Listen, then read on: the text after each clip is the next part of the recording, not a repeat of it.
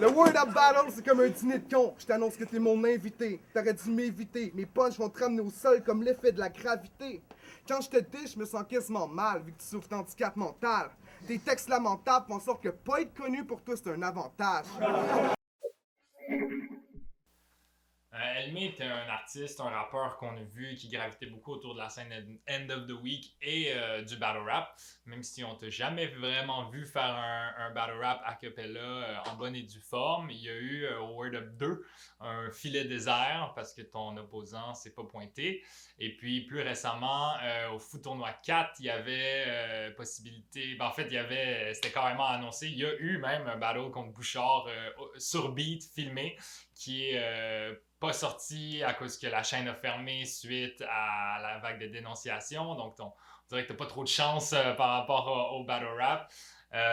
Est-ce que tu as envie de nous jaser de ta vision du battle rap ou même plus précisément du battle audio avec Bouchard qui, l'espérons, va sortir prochainement? Ben oui, ben, on peut commencer par le début. Effectivement, on remonte à 2009 hein, avec Word Up 2. Ça fait quand même vraiment longtemps. À cette époque-là, c'était avant même que je commence mes études en sociologie. Donc là, j'enseigne la socio. Donc on voit le processus, là, ça fait vraiment longtemps. À cette époque-là, justement, juste pour mettre en contexte les gens, on avait eu seulement une édition du Word Up avec des match-ups qui étaient pigés au hasard. Donc c'était vraiment les gens, ils choisissaient pas contre qui allait battle. C'était le hasard qui décidait. À partir de l'édition numéro 2, là, Filigrane, il voulait mettre de l'avant des match-ups organisés d'avance. Puis à cette époque-là, il n'y avait personne qui osait vraiment se challenger ou se dire « moi, je veux battle lui ». À la limite, c'était un peu un manque de respect, un côté « qu'est-ce que tu as contre moi, pourquoi tu veux battle ».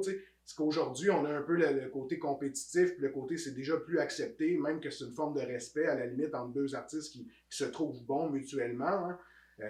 Ce qu'on n'avait pas nécessairement à cette époque-là, tu sais, puis on avait eu un match-up que j'avais réussi à organiser avec un dénommé OP qui n'a pas été très actif par la suite, mais qui à l'époque, on avait une petite friction comme ça et on avait décidé de mettre ça de l'avant à travers une joute de battle rap. Puis justement, ça s'est jamais concrétisé. J'ai su la veille de l'événement qui ne serait pas présent. Donc, jusqu'à la veille, je me suis pratiqué dans l'état d'esprit, puis tous ceux qui font les battles savent ce que ça implique. Jusqu'à la veille, j'étais prêt pour le battle. Filigrane m'a contacté, me dit « Ah, finalement, il sera pas là, etc. Mais si tu veux, on va te donner la chance de faire quelques verses quand même. » Après coup, avec du recul, je n'aurais pas fait ces verses-là dans le vide. Je trouve que ça vieillit plutôt mal. Mais sur le coup, quand tu as fait cet effort-là, que tu as écrit, que tu as envie de partager ce que tu as fait, j'étais comme OK, je vais. Puis tu sais, de toute façon, j'aurais quand même été voir l'événement. Donc j'étais comme OK, je vais jouer le jeu. Fait que j'ai fait 2 de mes 3 verses, ce qui donne la vidéo qu'on peut trouver sur YouTube. Mais effectivement, ça donne pas vraiment un aperçu de battle. C'est dans le vide, t'as pas d'opposant, t'as pas de riposte. Ça devient un peu plate à regarder, on se le cachera pas. Par la suite, ben justement, je me suis lancé dans mes études, j'ai fait mon bac, ma maîtrise, programme en pédagogie, j'ai enseigné, donc j'ai manqué de temps pour le battle, j'ai assisté à beaucoup d'événements, vous m'avez vu juger plusieurs Word Up légendaires là, dans les premières années. C'est quoi peut-être, petite question parenthèse, là, le battle que tu as pu voir en personne qui t'a peut-être le plus marqué ou un petit top vite fait, là, je te mets en the spot un peu. Il y en a tellement. Pour vrai, j'ai des flashs de plein d'événements marquants. On dirait que vite comme ça, je revois le battle de Saint-Sou-Jamaï à Québec, alors qu'il y a un événement qui est gâché par la pluie. On est dans le main event. Puis là, il se met à pleuvoir. On est dans un événement extérieur. Puis là, on est un petit groupe qui réussit à se rassembler en dessous d'un toit, dans un petit coin. Puis le reste du crowd est tout en train de se faire pleuvoir dessus. Il n'entend rien. T'sais, la qualité du show pour le dernier battle a été vraiment exécrable, mais ça donne une ambiance particulière là, quand on écoute cette vidéo-là. Comme il y a quelque chose dans l'air. Tu vois, les MC ont réussi à pas se déconcentrer. Ça, moi, j'admirais ça beaucoup. Mais c'est vraiment une ambiance de battle unique là, qui a été un peu gâchée par la météo.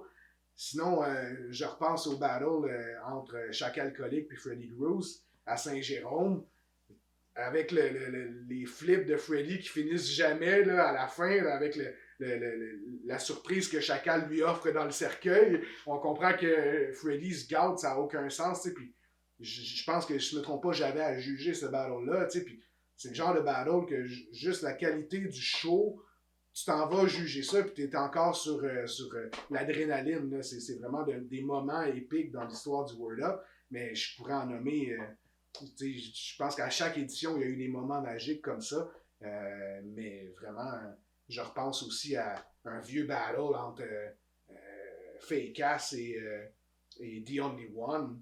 Tu sais, un vieux truc à Saint-Jérôme, là, où tu as un verse de The Only One qui arrive très moralisateur, très, justement, comme j'ai fait des changements de vie, je fais plus de drogue, j'ai ci, j'ai ça, c'est pour ça que j'ai pris du poids, mais puis t'es comme, tous les arguments de Fakeass viennent de se faire démolir par la prise de position plus réfléchie, puis, mais c'est des genres de, tu sais, où tu vois que le momentum change dans un round complet, puis que là, tu viens, ok, il y a de quoi de magique qui vient de se créer dans ce moment-là. T'as Fakeass, je pense qu'il insulte toute la ville aussi. Là, ben c'est ça, à Drummondville, ça c'est épique. Là. Genre, il fait un show, puis il est comme tout le temps une bars par-dessus. Puis tu vois, le crowd, il est en tabarnak. Là, genre, ils sont vraiment pas down, puis il se permet d'en rajouter. Il s'est vraiment mis dans la tête qu'il allait battle le crowd complet, puis je pense qu'il a gagné ce battle-là au final contre le crowd. Puis tu sais, je viens de Drummond, no hate, j'adore Drummondville. Mais en termes de public, les Drummond Battles, c'était vraiment pas le meilleur public de battle rap. Là. Genre, la qualité des battles, souvent, on n'entendait absolument pas les participants parce qu'on entendait le crowd parler tout le long. Il y avait justement des réactions un peu anti-sportives par rapport à certains participants qui allaient un peu trop loin. Bref, on n'avait pas nécessairement la même qualité de public qu'on retrouvait dans un crowd Word Up, par exemple. Donc, il y a certains participants, comme Fakeass, j'ai l'impression, qui se sont dit, tant qu'à risquer d'avoir un crowd qui m'écoute semi, je vais leur rentrer dedans, puis ils crieront pas à ça, mais ça donne un autre moment légendaire. Là. Mais pour revenir au Fou Tournoi. Tournoi 4. Fou Tournoi 4. Écoute, je me suis lancé dans l'aventure vraiment sur un coup de tête. C'était l'été dernier, au début de la pandémie. Moi, étant donné que je travaille comme prof les étés, je suis en vacances, donc c'est le moment dans l'année où j'ai un peu plus de temps. J'ai vu ça sortir, je me suis dit, écoute, tu sais, anciennement, il y avait eu plusieurs tournois sur Hip Hop Franco, sur des choses comme ça, puis ça demandait toujours la technologie d'avoir à s'enregistrer, hein, d'avoir un audio. Puis moi, je suis zéro là-dedans, je veux toujours voir des gars de studio, je m'arrange avec eux, mais m'enregistrer moi-même, j'ai jamais appris à le faire, tu sais. Fait que ça a toujours été une contrainte, je voulais pas faire chier le monde à dire « Ah, je participe à Marche à la mort, tu veux-tu enregistrer mes trucs à chaque semaine? » Non. Tandis que là, on se filme nous-mêmes avec notre caméra, tout simplement. Pas besoin de faire de montage. On fait un 2 minutes, une vidéo, on balance notre verse. J'étais comme ça, je suis capable de m'enregistrer moi-même. Je ne dépendrai pas de personne. Je peux faire ça chez nous. Bon, let's go, je me lance. Quand j'ai vu les match-ups sortir, je connaissais pas beaucoup Bouchard, mais j'avais vu quelques battles de lui. J'étais content du match-up. Je me suis dit, c'est quelqu'un que j'avais déjà du respect. Je trouvais que ses battles, il y avait une approche dans laquelle il n'y a pas de flafla, il ne cherche pas à être un autre. Donc moi, je trouvais ça intéressant. Ça amenait justement un match-up déjà un peu des gars authentiques, si on peut dire, qui ne cherchent pas à jouer un rôle ou un personnage. Tu sais. C'est un peu comme ça que Filigrane a présenté le match-up en disant que ça va être vraiment quelque chose d'intéressant. Puis ça paraissait que Filigrane puis l'entourage étaient surpris de ma candidature, mais que ça faisait du bien. Ils étaient comme, OK, ça va ajouter un petit quelque chose au tournoi, tu sais. Puis le battle en soi, pour avoir vu le battle de Bouchard, puis j'ai dit, c'est un très bon battle. Moi, j'aimerais vraiment ça que ça sorte. Malheureusement, c'est tombé un peu dans les limbes de Word Up, on dirait. On ne sait pas trop ce qui se passe avec le Fou Tournoi. On a cru comprendre que finalement, ça irait pas vraiment de l'avant. Il n'y aurait pas du moins une reprise du Fou Tournoi. Mais... Le battle est fait. Le battle est fait comme tous les autres battles du Fou Tournoi. Le premier round. Tout le premier round, exact. Ouais. Ce qui fait en sorte que, tu sais, on avait eu le temps de voir le battle entre SB et Woodman, le battle entre Speeds et Fakeass. Mais pour la suite, les autres battles, tu sais, moi je trouve que ce serait juste normal qu'on puisse diffuser ça. Probablement que c'est dans les plans de Word Up. Je verrais pas pourquoi on se priverait de le faire. Mais plus on attend, plus ça devient un peu... tu sais, c'est comme quand on écrit un track puis qu'on sort ça 5 ans après. Nous-mêmes, on est plus ou moins motivés de promouvoir ça. Donc, je pense que plus Word Up attend, plus ça devient un peu... ça va devenir un peu plus louche de sortir ça dans 2 ans. Tu sais, il serait temps que ça sorte 1 an après, qu'on ait au moins du matériel, même si c'est pas la relance du Fou Tournoi, comme tu mentionnes. Je pense que de partager ça au public pour que ça soit tout simplement les gens puissent apprécier ce qu'on a fait. Parce qu'on le rappelle, hein, contrairement à certaines éditions, le fou tournoi, les gens n'étaient pas payés pour faire ça. Là. On faisait ça bénévolement, on a pris de notre temps. Il y avait un 500$ pour le gagnant, là. C'est un gros pari, mais... C'est ça. On comprend que le 500 il a disparu dans l'ombre, mais au moins, toute la question de pouvoir partager le travail qu'on a fait, je pense que ça serait la moindre des choses par respect pour les artistes. Ben, le Word Up, on attend ça. Est-ce qu'il y a une possibilité d'un battle a cappella 3 rounds dans le futur pour Elmé? C'est pas impossible. Je me suis toujours gardé la porte ouverte depuis le début, depuis 2009. Ça a été seulement l'an dernier que je me suis lancé pour le fou tournoi qui était en ligne.